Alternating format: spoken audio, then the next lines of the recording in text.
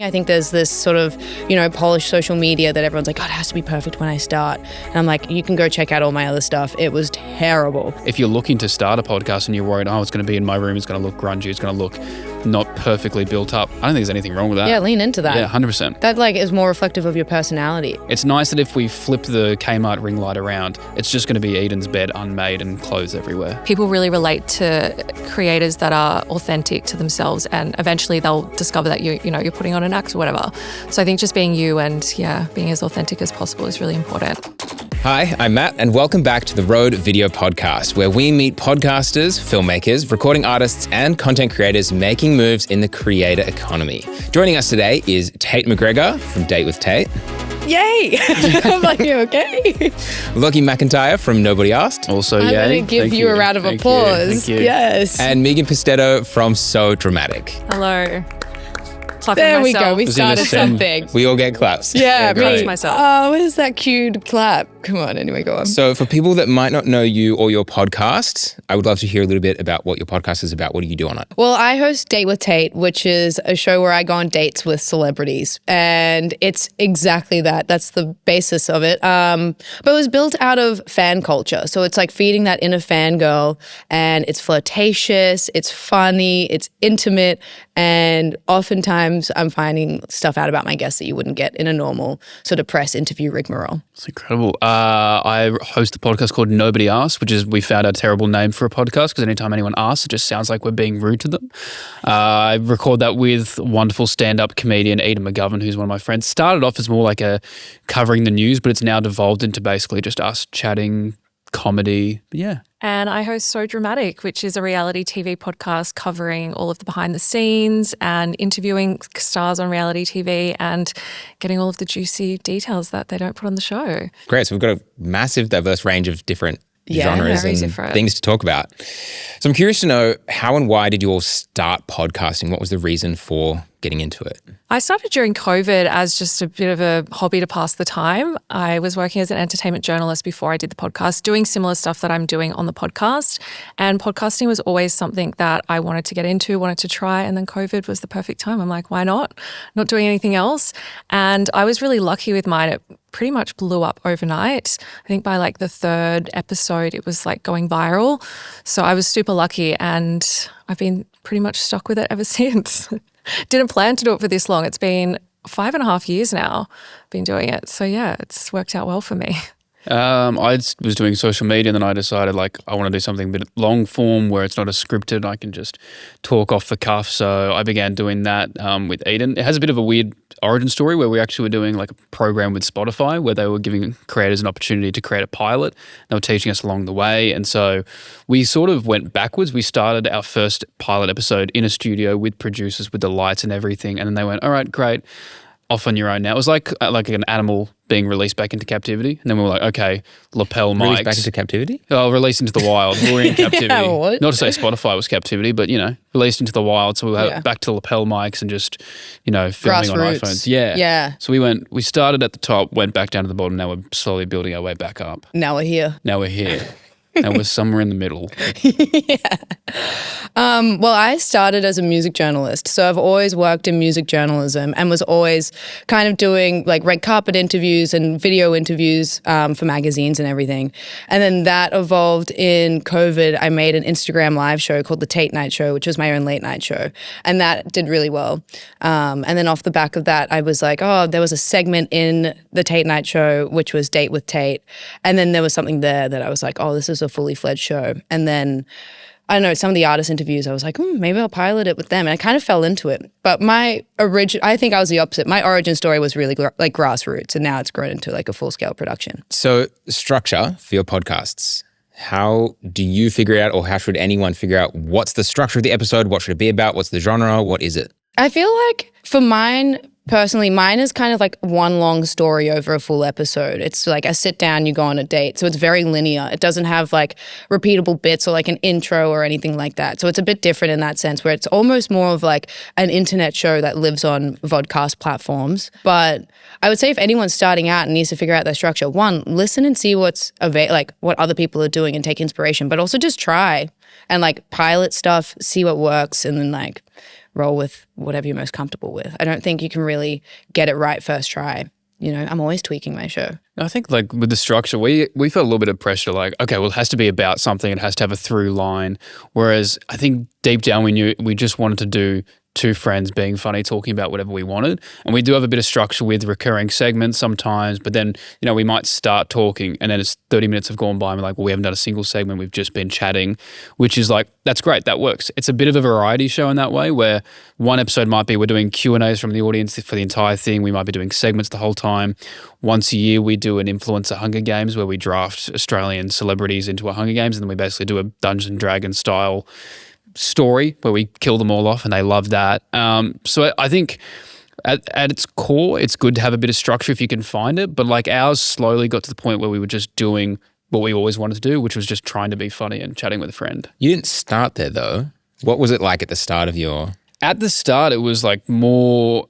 Because originally I was doing this with like a friend in high school and we did 2 episodes. It was called Slow News Weeks. The idea was finding really weird news headlines that shouldn't be in the news and covering them in a really serious way of like, yes, we need to talk about this incredible story about the best way to cut a sandwich, which was a real, from our very first episode, was someone on the Today Show made a point of like, this is how I cut my kids' sandwiches, and it was front page news. And we're like, why? And so we were doing that and we had like really regimented segments. I think that was good at first to give ourselves structure so that when we were being a bit looser, we could afford to do that because we could always fall back on, okay, here's the segments, here's the structure. But at its core, when we just want to be funny and chat with each other, we can do that as well. I started mine, the first episode I recorded at home on my own and it was so bad. I uploaded it into the back end and everything and I sent it off to a friend just to get some advice and it was so bad. It was just rambling. There was no structure. It was nothing like what the show is today for me. And my friend, I was lucky enough, she was working in radio at the time and her husband had just started this podcast studio and they were basically working with new podcasts to help them develop it. And she basically took what I'd written and gave me like all of this structure and segments and she's like, you need to do it like this, and it improved the show so much and it's still pretty much the structure that I use today, but I found that having that structure really invaluable because I knew what needed to go there. It had that familiarity with the audience and it just gave the show a bit of like a vibe with the sounds and the segments and all of that. But now I've gone back to a little bit less structured in terms of like the show. I have less segments and it is more like talking instead of like boom, boom, boom, here's all the news and stuff like that. So I do a bit of a mix now, but I have recently just redone my structure as well, just changing a few things. For example, like doing a cold open instead of like all the music leading in, just a few little tweaks like that. But for me, I find the structure really good because I think when you're especially hosting a solo podcast, you need a bit of like structure and music to kind of amp it up. But I think when you're hosting with someone else, I prefer like just the talking and chatting and a bit less structure. So I think it just depends on your show, but yeah, finding what works for you. So hosting a podcast alone and then hosting a podcast with other people, what are the pros and cons of that? Well, funnily enough, when we did the Spotify program years ago, initially I didn't have Aiden with me and it was just, at first they were like, oh, maybe this could be a solo thing. And they put me in a studio by myself and I did like an hour-long podcast. I thought I was going insane. So like props to you for being able to do it by yourself because I was talking, I was like, I can't hear everyone. Everyone's outside. If anyone's laughing, I definitely can't hear it. And I remember just speaking so fast. And I remember getting out of it feeling like I had a giant adrenaline rush. So I find it very easy to do it with a co-host because I like to bounce those ideas off. And I want to, you want to have a bit of a sounding board to see if something is funny. Otherwise, you're just throwing shit at a wall and hoping you need that it'll stick. feedback. Yeah. It Otherwise, is hard, yeah. Yeah, otherwise you're just wondering. But I think having the co-host there, it's also like at times it can be a great crutch. When I'm tired or I've had a big day or I just don't have anything funny to say, Eden's right there to just pick up all the slack and take over. Yeah, whereas Tait and Megan, you are your own host. You do it on your own, right? I mean, I guess so, but mine's always like I always have a guest. Yeah, so I'm always bouncing off another person anyway. It's like I imagine your show, you're alone for a lot of it. You also have some guests on. I have guests, but that's like a completely different structure again with an interview style. But when I'm alone, because I'm doing the news basically and I'm like, Gasol said this, I have to have notes and my episodes are pretty much scripted as well because there's just so much information I have to get out. I couldn't do it off the top of my head. So I think having a co-host would just complicate things a little bit more. And I prefer personally doing it solo. You don't have to rely on anyone else and you don't have to like make up the conversation between you, I can just kind of get into it and give the information. But I think for conversational ones, like it would be so hard hosting it on your own. I wouldn't know how to do that. So I'm lucky. If it wasn't scripted, I don't think I could do it on my own. And do you script that yourself? Yeah. You go through and I just write up all the stories because I come from an entertainment journalism background. So I used to be a writer. So I'm just used to writing things out, and that's how I kind of make sense of information. And I'm probably more of a writer than a speaker, to be honest. So I just find that comfortable for me. So I think it's just about fearing. Some people are amazing speaking off the top of their heads and they can't do the script thing. I think it's just what works for you. I find that easier. But at the start, actually, you could tell that I was reading. And so over time I had to develop how to say it in a way where it didn't sound like I'm reading the script. And I think I've nailed it now, but it did take a bit of time. At the start, you could definitely tell. There's no way I'd go back and listen to any of my old episodes. I'd cringe too much. Do you ever go back and listen to old episodes? Hell no.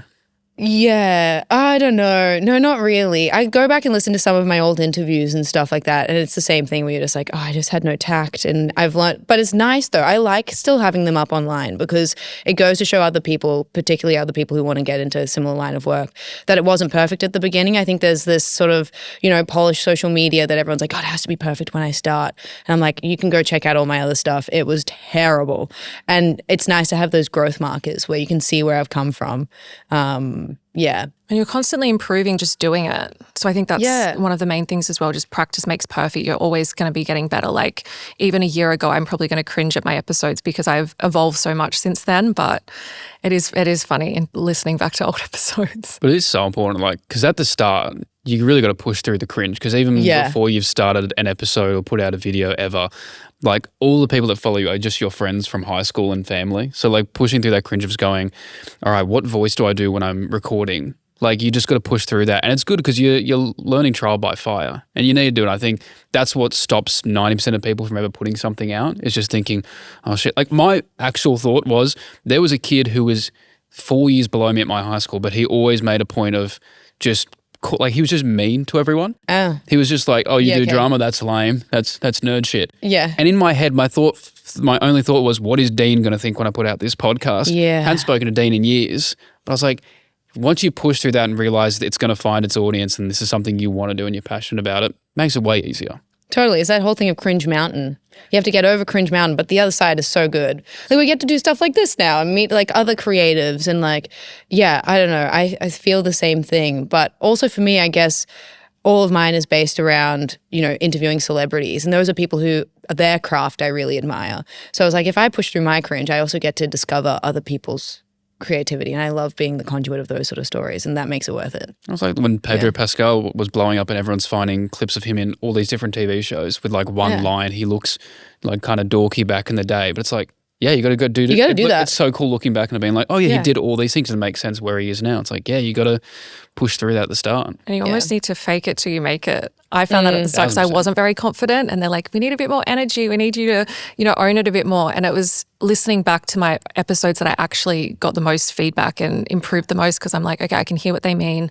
I can hear how I need to do X, Y, Z here. So I think just also faking it till you make it. Just do you edit your being own? Confident, and because it always sounds better when you listen back as well. I'll do a recording and I'm like, oh my God, that was so bad. I'm gonna have to redo it. And then once I listen back, I'm like, oh, it actually sounds fine. You're just in your head too much, I started off in a studio, which was a whole production thing, and I had producers and stuff. And then I found that I was more comfortable doing it on my own. Even now, if someone is at home, I get so self-conscious of people, which is crazy because there's so many people listening to the show, but just doing it, I can't relax into it or something. I just get a bit self-conscious if people can hear me. So I don't like having people in the room. I feel a bit more relaxed if I'm just on my own. I'm the same. And then I forget people are going to listen because I'm just talking to a microphone on my own, and I don't think about who's going to be listening to this, which is probably a good way to do it. But I then started editing my own, which I think was actually really good because now I have those skills to edit things. Whereas before I'd have to email, my editor and saying, hey, can you take out this little here?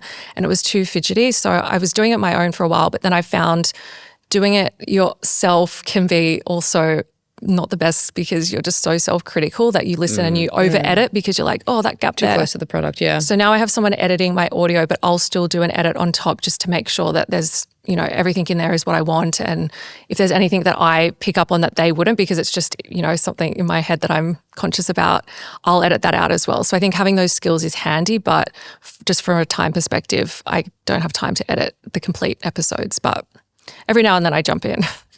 Do you guys edit your own podcasts?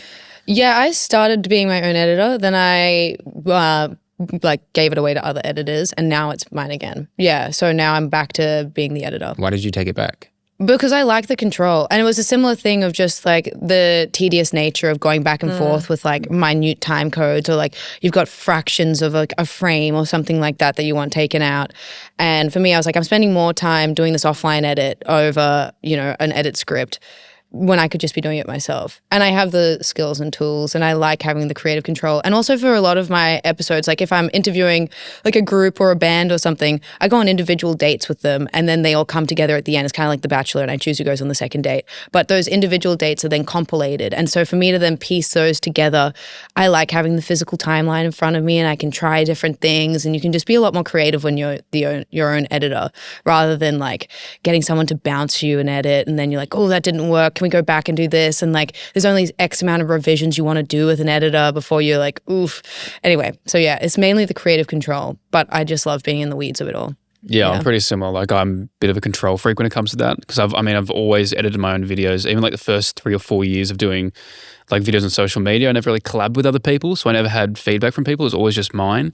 And then I think there's also this part of it, especially like the podcast being fairly new and in its infancy, I really had the tone in mind of what I want this to look like when it goes up as clips. I know what I want it to look like. I know how I want it to sound. So I think having that edit gives me a bit more control of how do other people perceive this as well. So, but also I do really enjoy the process of going through it and doing the clips as well.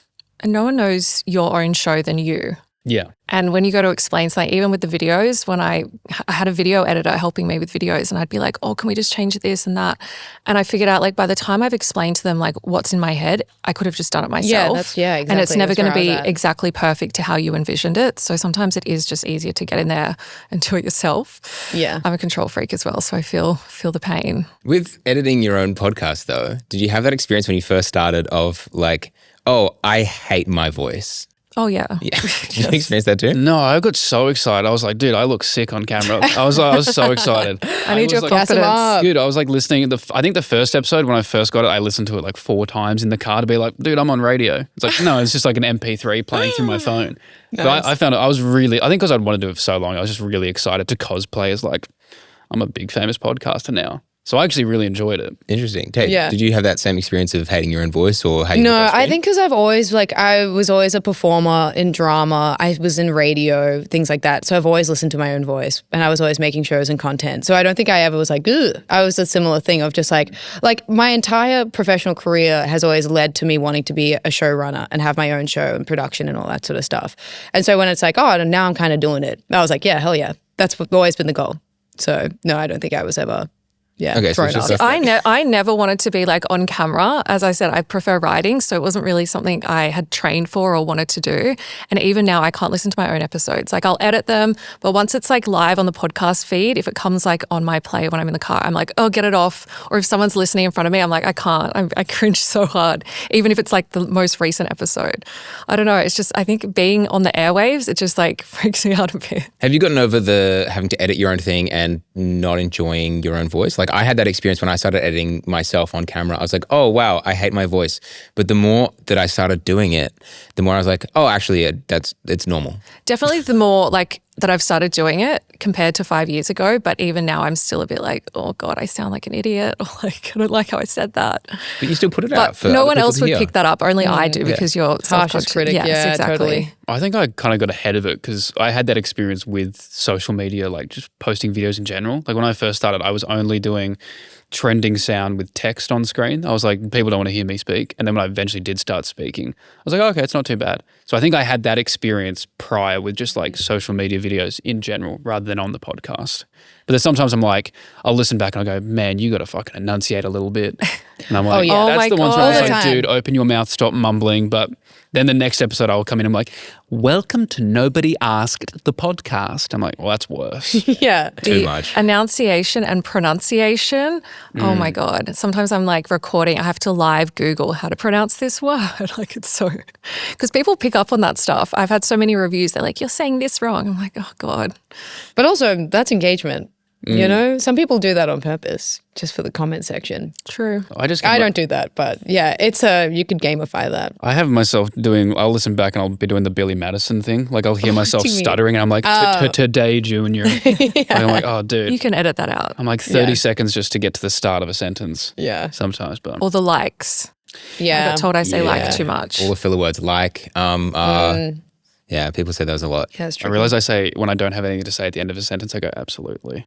I just stop. I'm going to notice that about you now. Yeah, I just stopped doing that. You should do it for the rest of the episode. Yeah, absolutely. Absolutely. There it is. Finding filming locations. How do you find where you want to film? So Tate, you work in like film in bars and restaurants. Yeah. Well, again, it's on a date. So I just go where classic date spots are. I guess I've always wanted a tourism element of the show as well, and working now on the show for, it's been 2 years or something. I'm now in with like hospitality groups who reach out to me and want me to film in their venues. So that's really nice. At the start, it was a bit difficult because I was just cold emailing a lot of places. But yeah, now I've kind of gotten myself into a little sub-industry that I never thought I would be in.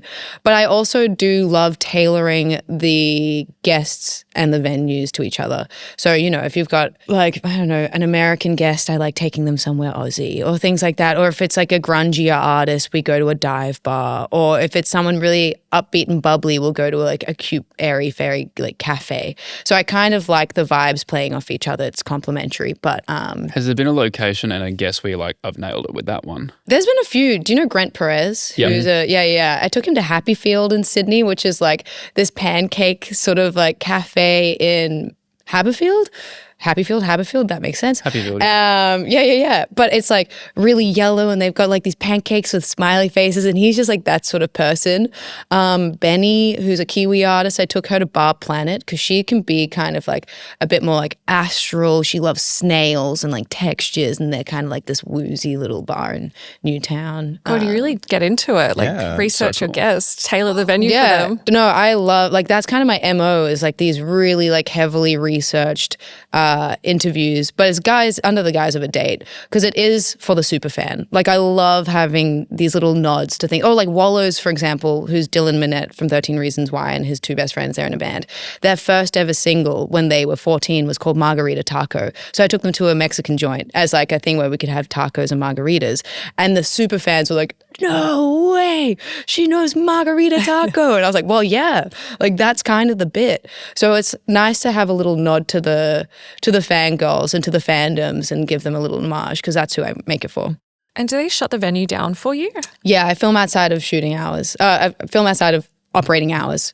Otherwise, we film in a like private dining room or something like that. Yeah. Do you have to pay for the food?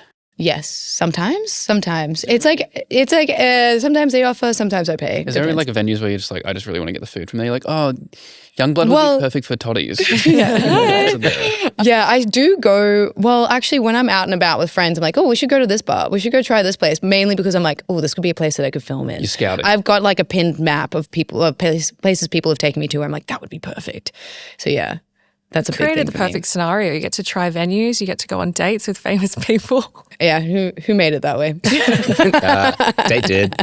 Whereas Lachy and Megan, you said you started in a studio, but now you do it at home? I started in a studio and then I went to like a less fancy studio and now I just record at home in my bedroom. Which I think is what you do, right? Yeah, we film in Eden's bedroom, which is really fun. It's kind of good though, because I look at it, if we ever moved into a studio, it'd be really difficult because in her apartment, we have one wall where we've got our two kind of like sofa chairs that you might find at a vintage store. And then behind us is like a weird conglomeration of artworks that we've made. Like as a prank, I got commissioned artwork of Eden Muskunkin. Eden Muskunkin, which is Eden drawn as a pregnant furry skunk. So that's there behind her in every clip. We've got stuff where she's crocheted the Nobody Asked logo. We've got a dartboard with like whoever the enemy of the week is. So we've got that. But I'm like, if we moved into a studio, we'd have to be the little freaks bringing in like, here are all our trinkets. Can you put these up somewhere? So it's nice that if we flip the Kmart ring light around, it's just going to be Eden's bed unmade and clothes everywhere. So character. And you record at home as well? Yeah, literally my bedroom. It's not very fancy. I probably shouldn't be saying that because I like to keep the magic of it. Because when you listen to the show, because it's so structured, it's got all this music and stuff, it sounds like it would be recorded in a fancy studio, but it's not. And people keep saying, can you please do videos? And I'm like, it's literally just me in my bedroom. It's not that exciting to watch. I'm reading a script, like, no. But there's pros and cons. If I do a guest, I'll definitely go into a studio, but then a lot of times I will just do a phone call with them because it's just kind of hard. Guests are all over the country. It's hard to coordinate and get them on. And because my show is quite timely, I'd rather have the interview done than not at all because I couldn't, fly wherever I needed to go. So just for the convenience, I find that better. I can just jump on and yeah, because it is timely, I can't really pre-record stuff in advance to get all of this production happening. So I found it more manageable and convenient just to jump on. And I think that's the beauty of podcasting. A lot of people like overthink it. They're like, I need a big production. You don't necessarily, it sounds like for your show like that you do, but not for every show. Like that. Yeah. You can literally just do it at home, microphones and jump on. You don't need the whole fancy thing, but it depends like what the vibe is. If yours is like more a talk show, I'd say definitely that would pay off. But yeah, I love just rolling out of bed, jumping on the microphone, not having to do hair and makeup.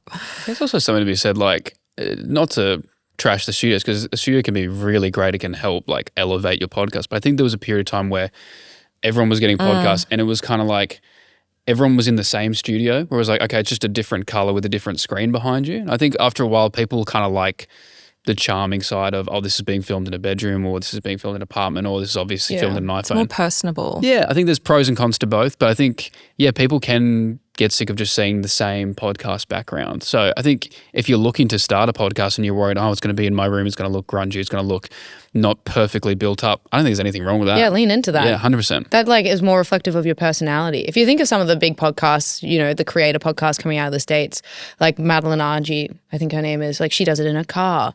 Like Alex Earl does one in her bed. Like things like that. And you're like, it really doesn't matter where you do it. You don't need that high production. And then also if you're always at the standard of having a studio, again, not bashing studios, I think they're great and they're very helpful. But when you're traveling and you're on the road, you're like, well, I have to bank episodes, whereas like other people take the kit with them and then they're doing these travel, doesn't tie you down. You can kind of have a bit more creative freedom when you relinquish that sort of quality. And I think it's about doing it where you feel comfortable. I personally don't feel as comfortable in a studio. I feel more comfortable just at home in a relaxed vibe. So I think it's just, what you feel comfortable with. And I think definitely as well, like being able to just jump on a mic and do it and not needing to rely on the studio is a really good skill to have because there may be times when you need to do that. With my network, we had a lot of podcasts that were relying on the producer and the studio and all of that. And I train them to like just try it without. And they're like, this is so much better. We can just jump on and do it like in our own time. We don't need to book in.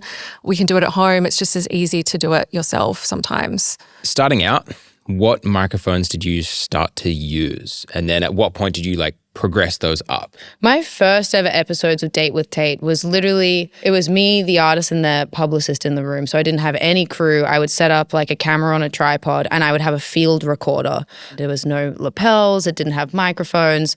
So it was really rudimentary and like one panel light.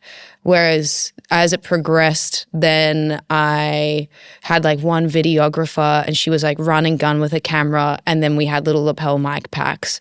And then now, which is my current setup, it's kind of like full scale production, like what we've kind of got today. I've got 3 cameras, booms, and lapels. So by the start, it was like bottom of the barrel, like very easy setup, which was great. And I'm so glad that I did it that way and then built it up from there. I think ours, well, when it was me and my mate doing the 2 episodes straight out of high school, that was us sitting in the car, no filming, just iPhone recording straight into voice memos.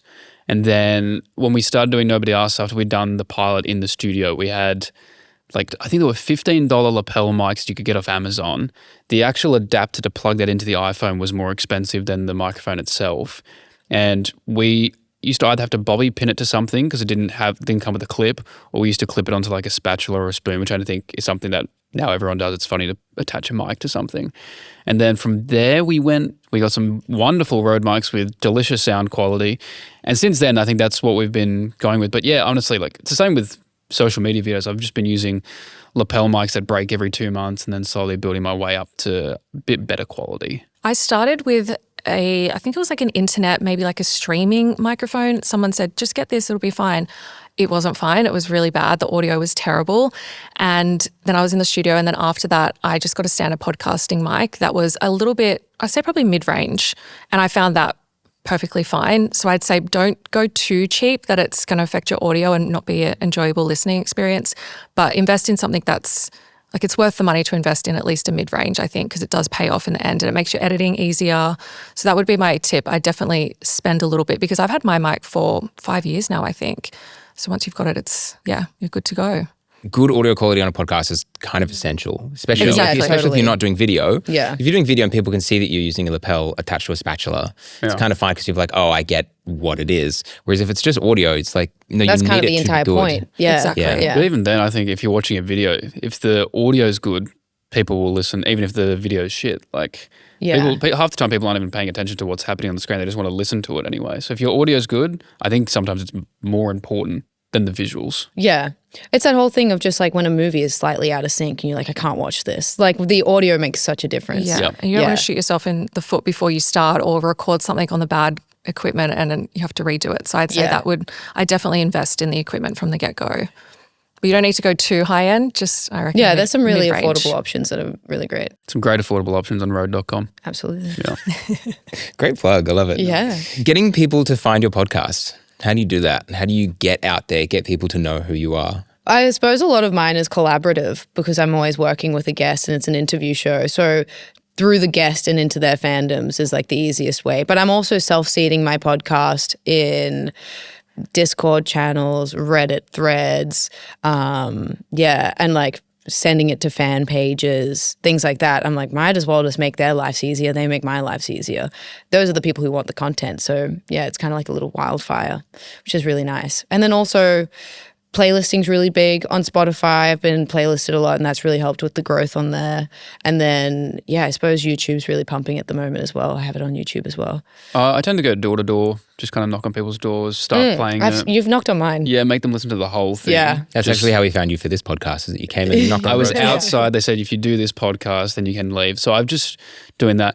I think most of ours was kind of just the clips. Once the clips started taking off on social media, that's how we found people, and like leveraging the audience that Eden and I already have by like collab posting, all those things is really important. Because I know a lot of people want to be like, oh, my page is sacred and the podcast page, if it's not as successful, then I don't want to like give it airtime. Like I'm going to put it in the Reels tab. It's not going to be on my main page. Like it's yours. Like be It's your proud of product. it. Yeah. Get it out there. Like That's how you grow it. There's times where it's a clip of Eden talking the entire time. I'll still collab post it because it's our project. It's the thing that we're doing together. I want people to see it. And, even if it's reaching a bunch of people who don't listen to the podcast and are going, I'm not interested in this, at least we're getting it out there. So I think through social media clips, that's where we've found most growth and found new audiences. Yeah, and it also gives door knocking. It gives audience door knocking always. Forcing them to listen. Yeah, well, like the forcing it down their Salvation Army of throats. podcasts. Yeah. But it also does give the audience the opportunity to see what the podcast is before they put in the effort to search it up and 100%. go watch the whole thing. They can get a little snippet and go, oh, I actually really enjoy this. Yeah.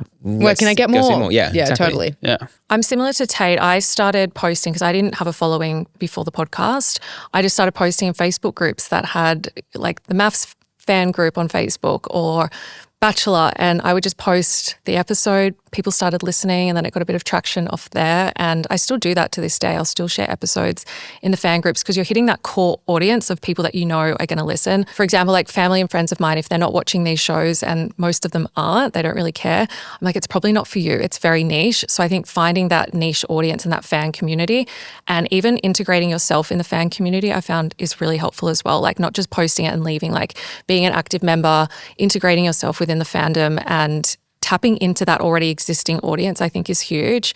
We had another podcast where it was very niche. It was an Outlander recap show. I don't know if you guys have watched Outlander. I haven't. Mum loves it. And I told them just go find the fan groups, post in there, start like befriending all these fans, and theirs has done so well, and they didn't have an audience either. So it's just about finding your community and the people that the content's going to resonate with, and just meeting integrating them where yourself. they are. Yeah. Can I ask, how do you find, it's like, this is for both of you, I'll take over, Matt. In terms of navigating something where like the product that you're reviewing or like the people you brought on, like you haven't created these products that people are watching, but you have to navigate the feedback that people are giving you on your show. In the same way, like you didn't create these artists, but you're giving them more of a platform, and you're still having to navigate like super fans coming and giving reviews of this product. How do you guys navigate that when it's not necessarily like your original product? Like, how do you handle these fandoms who are so dedicated? Fans? Yeah, they're so dedicated and so involved in what you're talking about, especially if they have negative feedback about I guess there's no like handling of them. Like they are just there because then they intrinsically become fans of the work that you're doing because like, they've got a similar interest. Or become haters. Yeah. That's I what I mean. Like, yeah, I've got a lot of those because people are they get so invested in the characters on the shows, and they love someone or they hate them. And no matter what you say or if you do a story on them, even if you're right, they're still going to just hate you because they love that person so much. I don't know. It is tricky. I have a lot of people that are like flooding my page constantly with just no matter what I do, they'll just hate on me. And I don't think you can ever change them. I used to get so affected by it. And I'm like, oh my God, I can't do anything right. Like, damned if I do, damned if I don't. And it was a time where it was really affecting me. And then I just adopted a different perspective. And I'm like, well, they're giving me engagement. Like, even last night I was getting trolled on my own post because someone I reported on, for example, they shared a video that was really offensive. I reported on it and shared it. And somehow it ended up being my fault. And I was to blame for I'm just the messenger. And people messaging me like, are you okay? I'm like, oh, I usually don't even read the comments at this point, and they're just giving me engagement. They're just making the post pop off more, and now people are going to go listen to the podcast. So I try not to get too in the weeds of like, oh, they hate me, because at the end of the day, they don't really matter. I have like a really loyal core group of listeners, and they're really good at giving me feedback. Like if I make a mistake or do something they don't agree with, they'll say it in a really kind way directly to me. And I'm like, okay, so I'm going to actually just pay attention to those people because I feel like they have my best interest. They're not just some random person on the internet who's having a bad day and hating on you. So I think not paying attention to all of that is like really important as well, because there's always going to be people that are trying to tear you down. But lean into the engagement, I think. That's exactly what I was trying to get at. All engagement is good engagement. Good answer. All engagement is good engagement. And sometimes it actually pays off more because I'll do like an amazing job of something and it's not controversial or people aren't talking about it, and it will just kind of flop.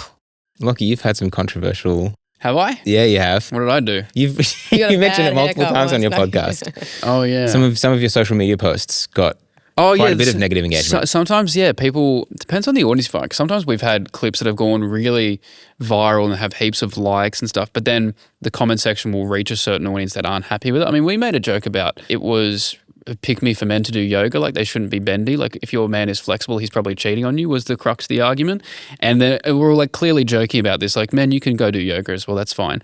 But there was a lot of dudes in the comments just like, I like doing yoga, and they were getting very upset about it. And I was like, this is a strange thing that we've reached this audience that does not like us for what's probably clearly a joke, but it happens sometimes. And so then how do you respond to that negativity? Maybe not necessarily respond, but how do you manage that and work with it? I think you need to reflect on it. If you've said something that's actually negative and you've said something that's crass and you need to reflect on that, absolutely do that. Consider whether you need to re-edit an episode or take something down if it is hurting people. I think that's really important, not to just be like, well, I said it and I'm going to stand by it. Sometimes you don't need to stand by what you said, and sometimes what you said is shit, and maybe you should just like apologize and own it. Yeah. But also there's other times where I've found no matter what I post, there's always going to be someone who's going to be upset about it or find an issue with it. So learning that the audiences out there sometimes just want to have their voice heard in terms of disagreeing or being contrarian, and that's fine.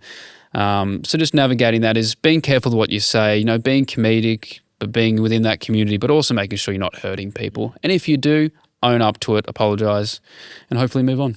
You know what, though? You're so right, because the feedback isn't always, like the person giving you the feedback isn't always accurate. Like they might not be right, but they think they are. So I think just like assessing it, because I used to be like, oh my God, someone said this, I need to change it. And I was listening to too many people and I'm like, they're not right. That's just their opinion. So I think just knowing what you're doing and like what your values are and just like sticking to that as well, not letting the outside noise get you too much. And also like your clips that go on social media, they don't know you.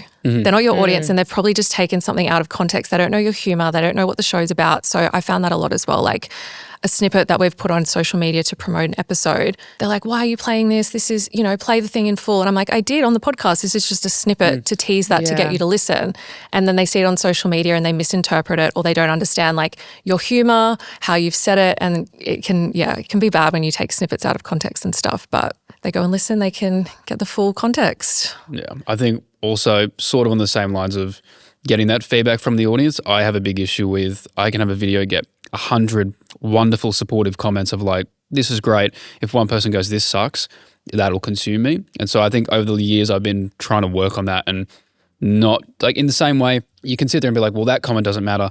Well, then by that logic, do all the good comments not matter either? I think it's important to take in all the feedback you're getting, but if you believe in what you're saying and you're enjoying it and people are enjoying it as well, great. But also, be receptive to that feedback, but also don't take it to heart or too personally, because usually it's someone with 0 followers and no profile picture. Literally. And the haters are always the loudest. Yeah, like people are more likely to leave a hate comment than they are to Exactly. have Normal people aren't like on the internet, like trolling people or leaving hateful comments or saying, I don't like this. They just get on with it.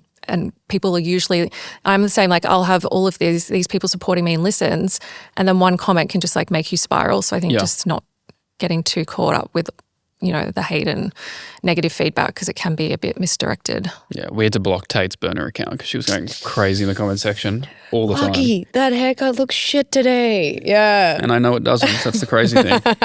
I know it looks good. What do we think about posting consistently? Is it essential? Is it not essential? Yeah, the more you put in, the more you get out. So I think consistency also just breeds loyalty and trust with your audience as well. But I think always showing up is really important. For me, I'm like, once I put an episode out, you want to continually promote that as well, because you've put so much effort into the actual episode. You might as well get as much juice out of it as you can by posting clips, engaging with the audience, doing I post episode cut downs, but then in studio I'll also create TikToks with my guests, and there's a whole array of supplementary promo that comes along with one single episode. So the more I can get out of it, the more people go back to the full episode, which is what I really want them to be discovering. So yeah, I think consistency is really important. And also for me, I do fortnightly drops. So when I miss that sort of thing, again, that's almost an appointment viewing that people are like, ooh, where'd the episode go? There's this, almost expectation now, which is quite nice. But I think consistency is key. Yeah. 100%. In building an audience. 100%. It's got like a couple layers to it. Like on the vodcast side, we put ours out weekly, Wednesdays, 6 a.m. Sydney time. And I think we got to like 98 episodes in a row. We hadn't missed a week. And that was really important to us to at the very least, have that out there. Because I think a lot of people get something like 5 episodes in and then they go, oh, we'll take 2 weeks off here. Oh, we'll take a week. And then that consistency of bad habits can creep in a little bit. So we just try to find time to do that. And then with clips, trying to have it, at least 3 to 4 clips for the week. And then we're big on when the episode comes out on the Wednesday, making sure we're just putting it out there, not putting like shoving in people's faces, but putting it out there. Like you can watch it on YouTube, you can listen to it on Spotify, Apple Podcasts. It's up now. Enjoy. Clips will come later throughout the week. There's so much content out there as well, and so many podcasts that it is hard to cut through. So I think if you're not promoting it, you're just not going to reach anyone, because it will just get lost in the ether. It's really competitive, and I think you really need to be promoting consistently to cut through for sure. Do you have a short turnaround period because yours is all to do with reality TV, do you have like there's drama, I now have to make an episode and sort of get it out there as soon as possible? So I'm just listening to you guys be like, you need to be consistent with your drops. I used to be like that, and now it's kind of like, because it was really hard to stick to a schedule when it's breaking news, and it's like, I don't want to wait till my Tuesday episode when this is happening now.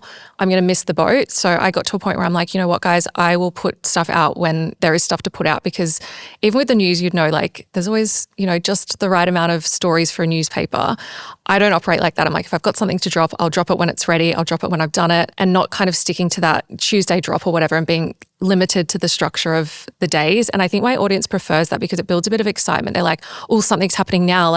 Or if something's happening on the show and then I drop an episode, they're like, yes, we can get her opinion on it. Whereas before it was like, missing the boat and being a bit too limited in that kind of daily, weekly thing. But I think it just depends what show you're doing. For mine, that works. But for yours, it definitely wouldn't work. Yeah. Well, that's it. It's just reflective of the format where it's like we've kind of got a repeatable format, whereas yours is newsworthy. And I suppose building trust with your audience looks different, where it's like if something happens, they want to get your voice on it. So if you're not there showing up in the space at the moment it happens, that's almost the opposite of and I building think trust. It's important at the start to be consistent. But now that I've been doing it for 5 years, they know, okay, she's going to drop it when she's ready. She will come to us, like she'll follow through. But I think at the start, definitely being consistent, because you want to build up that audience and you want them to keep coming back at a regular time. But I'm lucky now I've got my audience and, they've stuck around. So I can kind of just drop stuff. Every time I've tried to stick to a certain date, it just doesn't work out for me. So yeah, just finding what works for you. Big question, video or no video? Video. I think whatever you're doing, it's worth having video assets nowadays. I think that's such a great way of reaching a new audience, particularly through like cut downs and shorts and stuff like that. For my show, majority of the magic is in the physical nuance. If you can just listen to the episode, but you don't get nearly as much of the detail and the intimacy of a date as you would with video. So that's where a lot of the special sauce lies for me. Do you do full video episodes? Yeah. Yeah, only video. Definitely, I've never done an audio-only episode. Just doesn't make sense. See, video doesn't really make sense for me, but it is something I want to explore this year because, like I said, I'm just in my bedroom reading a script. Everyone's like, can you do videos? I'm like, it's not that exciting. But I definitely want to lean into that a bit more this year because it's definitely where all the growth is happening. And I think you're missing out if you're not doing videos.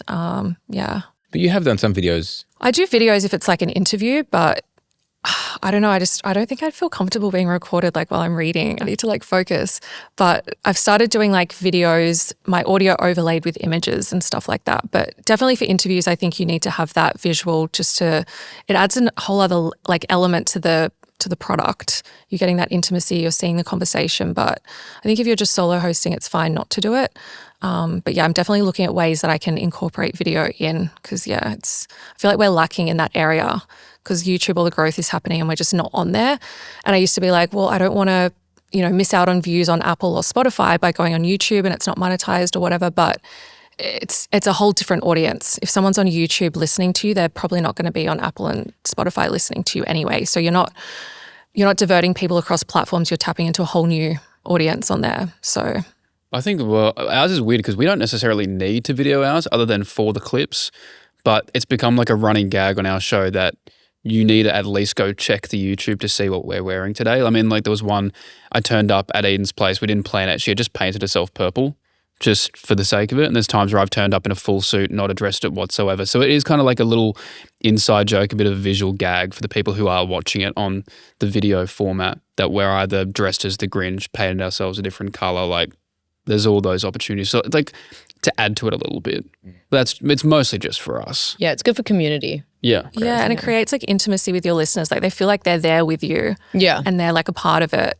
Whereas just the audio, it can alienate people, but convenience. From that, do any of you use AI in your workflow at all? No, not really. I have tried the multicam AI editors before, but for me, like it then is a almost double workload of then going back in and doing the minute changes where I'm like, I might as well just stack my cameras and do the cuts myself in the first instance anyway. Is the AI like it's switching when it thinks someone else is talking? Yeah. You kind of just like attribute different audio channels to the different cameras and then you run it and then it'll auto cut. But no, I like doing it manual. No, I'm the same. I know what the tone I want for the show is. And a lot of times me or Eden can go very rambly. And so I like the idea that I can cut to the other person just watching the other person ramble, and where I don't think you're going to get an AI camera is going to recognize the most comedic part of this is the person not talking. Yeah, it's the reaction, not the actual action. Yeah, totally. I'm not a huge fan of AI in the creative space. Like I think logistically it can be helpful for certain things, but I think there is a certain charm to making something that is still a little bit imperfect rather than, everything's done so well, but it still doesn't have that human feel to it. So I also think it can, in some ways, build bad habits of if you're not at the start, it might be helping to, skip something and have AI do it. But I think it might, in some cases, build bad habits where you should be honing your craft rather than just handing it off for someone else to do. That's my thoughts at least, but I don't know, I'm just not a fan of it. I might be old man shaking fist at cloud right now, and I could be wrong in 5 years, but for me, I'm good. I just use it a bit for editing. Like it'll punch up my script sometimes, or if I've got a video script that I've written up, I'll chuck it into ChatGPT and just get it to kind of edit it for me. And it does polish it up a bit more, but that's probably, and then just AI for captions and stuff like that. But yeah, I want to explore the video AI, but you guys aren't really selling it to me. What do you do when you get a guest on your podcast? I think all of you have had guests at some point on your podcast. What do you do if you release it and then they don't post anything about it? That happens to me all the time. Absolutely. I mean, there's this whole thing where, you know, they come on the show, they have a great time. They're like, oh, I can't wait to see the episode. I can't wait to post about it. But then also they have their own schedules. For me, I work with a lot of musicians. So they also are like promoting releases and tours. And sometimes they can be quite precious about their posting schedules and particularly getting in the way of their own messaging that they want to get out. They would rather promote their single than an episode that they've been on. So yeah, a lot of the times they don't post, or it's just like a shared a story or something like that. It's very like low touch. But in like the same breath, I'm like, well, I'm already in with your audience anyway. Like I'm finding them another way. If it's not through you, I'll find another channel. It doesn't, you know, stop me. It's not the end of my day. Do you ever have the trouble of like they want to really make sure their page is curated perfectly? Yeah, so which is when I'm just like, they're like, oh, I can't accept the collab because then it will look weird on my page. I'm like, well, then just remove it from the main grid. Just put it on your reels. It doesn't really matter. But yeah, you know, each to their own. Artists be artists and celebs be celebs. And sometimes they are very particular. But also at the same time, I'm like, well, I haven't paid for you to come on my show. So there's actually no contract for you to have deliverables and to be posting. If it was something like that where there was a contract in place, like obviously that would be something that I would, you know, uphold and chase. But I'm here supporting your craft and your music. I'm a piece of press. So yeah, it would be nice to get that support back, but at the same time I'm like, there's no obligation and you just have to be fine with that. Yeah, I mean, most of the people we have on ours are like just friends of ours. So a lot of time it's easy that they want to post about it as well because they're comedians. We've had Tait on the show as well. She refused to post any clips. She was like, that is a lie. You can go to my page and check them out. She blocked us and she reported our page a couple of times. We had a big dispute with Instagram. We got it back. Thank God. Yeah, I really wanted to sit over that side of the table today. No, but like I think we've had mates of ours who have been like, oh, I really want to come on the pod. Then they come on the pod and then we make clips and we send them the collab tags and they don't collab tag it or they don't even share it when it comes out. And I'm like, yeah, why are they embarrassed by you, Lucky? I'm like, we probably just won't bring you back on. That's fine. Yeah. But I think it's easier in our situation because it is mostly just our mates that we're inviting on. Yeah, you know where they live. Yeah. Yeah. I know. I got addresses. I got a little book. Yeah. It's fine. It might even just be them not liking how they look in the video though, or how they sound. Like I've had experiences like that. They're like, can you change this? I really hate that of me, or just the angle and stuff. Like it can be sometimes really stupid things. I actually have been pretty lucky with mine. Most people, I think pretty much everyone has shared it, which has really helped like grow the podcast as well. Because obviously these people on TV have, you know, quite large audiences. So that does help with the growth. But maybe even just, you know, talking to them before and saying, what would you be comfortable sharing? And then like putting that in their head before so they know that there is not an obligation, but like maybe like an expectation. That's so true. And just working with them of what they feel comfortable doing. Because some people won't, they're like precious about how their Instagram looks, or they don't want to post too much on whatever. So yeah, just maybe working with them and just saying, what would you be comfortable posting? We can, you know, tailor that to you. Yeah. Also with mine, I feel like a lot of my guests have social media managers. They don't even touch their pages. They'll be like, oh, I'd love to see it. Like, I can't wait to post about it. But they're not actually the ones getting the requests. And then for me, it's like, I have to talk to the publicist who talks to the manager, who talks to the artist, who talks to the manager, who talks to the publicist, who talks to me. Like the chain of command is so stretched out. A lot of the time, like it just doesn't feed back to the person who's actually sat across from me. Not a priority for them, I guess. Yeah. I'm lucky I don't have to deal with that. Just go direct. No, these people don't have PR managers.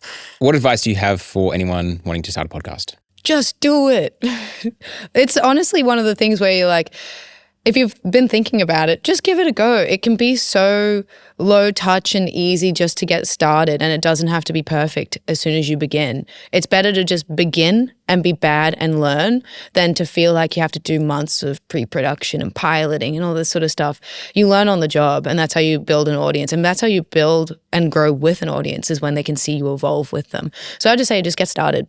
Yeah. You've got a phone in your pocket, just use that. Yeah. Yeah. I think one of the hardest parts is feeling natural on camera or on a mic. I think finding something that you're passionate talking about or comfortable talking about, and just imagining whether you're already with a co-host or by yourself, imagine that you're just making this to entertain or make your friends laugh. Like, that's the easiest way to go about it, rather than thinking, well, if there's 10,000 people listening to this right now, how are they going to just break it down to like you're talking to your friends? And usually if you're talking like you're talking to your friends, more people will come along and that's how they'll hear it as well. So just find something you enjoy and just have fun with it. Yeah, and definitely just being yourself and not trying to be like, oh, I need to be a presenter or I need to speak in this way. I think people really relate to creators that are authentic to themselves, and eventually they'll discover that you're putting on an act or whatever. So I think just being you and being as authentic as possible is really important. Has any of your podcasts broken the fourth wall into your actual life, where someone has come up to you and recognized you in public, or have you had that experience at all? Yeah, in a scary way. I've had like stalkers, people like harassing me. I've had some scary incidents. But then I've also had really great ones. Like we've had events with our listeners, dinners and parties and things, and there's been really positive, experiences with the listeners as well. But then there always is that one negative incident. But yeah, it can be scary. People recognize you, and the thing is, well, they have this parasocial relationship with you. They feel like, because you're in their ears every day talking to them like a friend, they think that they are your friend, and they build up this, relationship with you in their minds. And yeah, it can get scary. But there's positives from it too. I think recognition's the main one.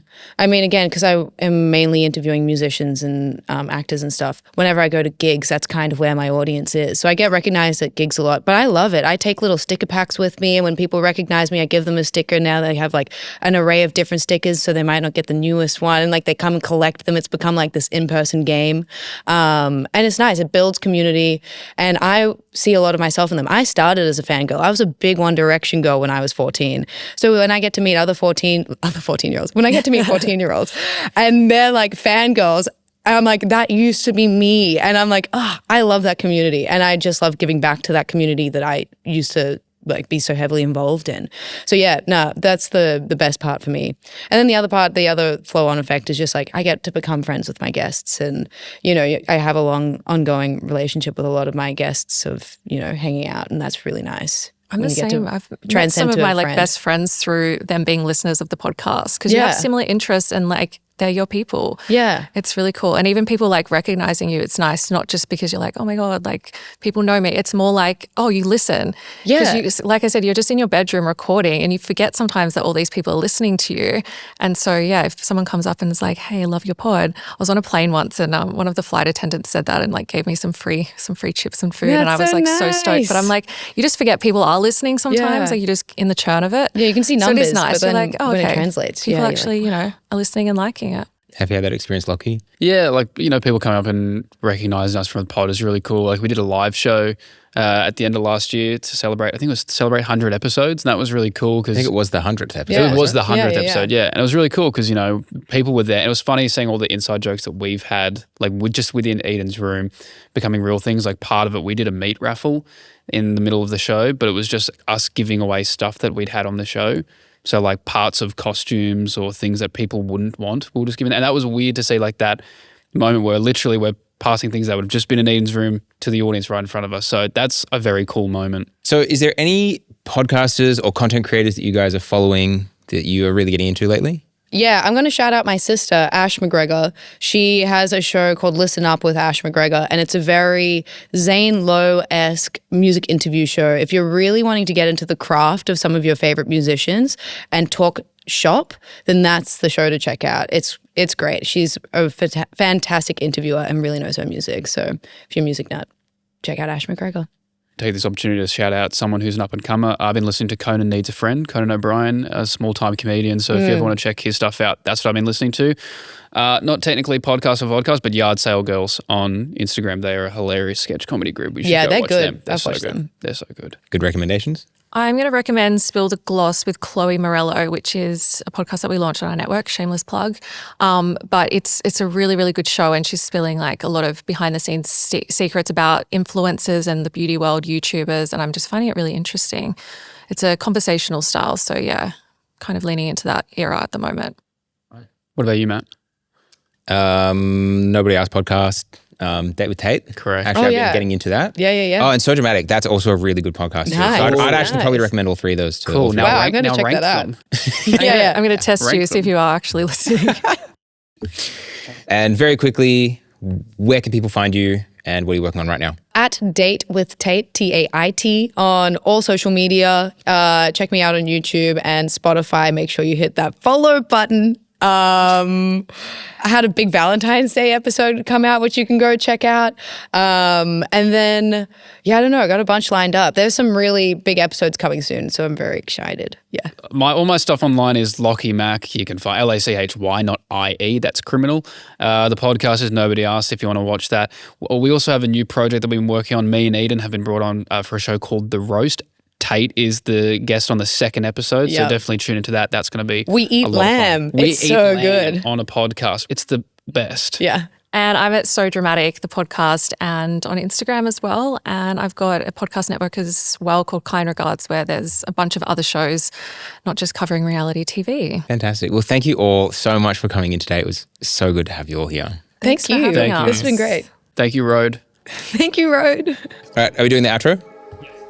All right. Yeah, do you want me to do it? You have to lean into my shot though. Yeah, okay. Oh. There's no mic. You do it. No, you can use this one. Okay. They've let me do the outro. This episode of the RØDE Video Podcast is a RØDE content production, recorded in Sydney, Australia. The RØDE Video Podcast is produced by Kade Robinson, Ian Camilleri, Ming, Heen, and me, Matt Shepherd. For links to some of the RØDE equipment we've used to bring this video podcast to life, check out the description below. Thanks for listening, thanks for watching, and don't forget to hit that subscribe button for more RØDE content like this. Perfect. Thanks, Lachy. He's a professional. He's a pro. Did you let me do that?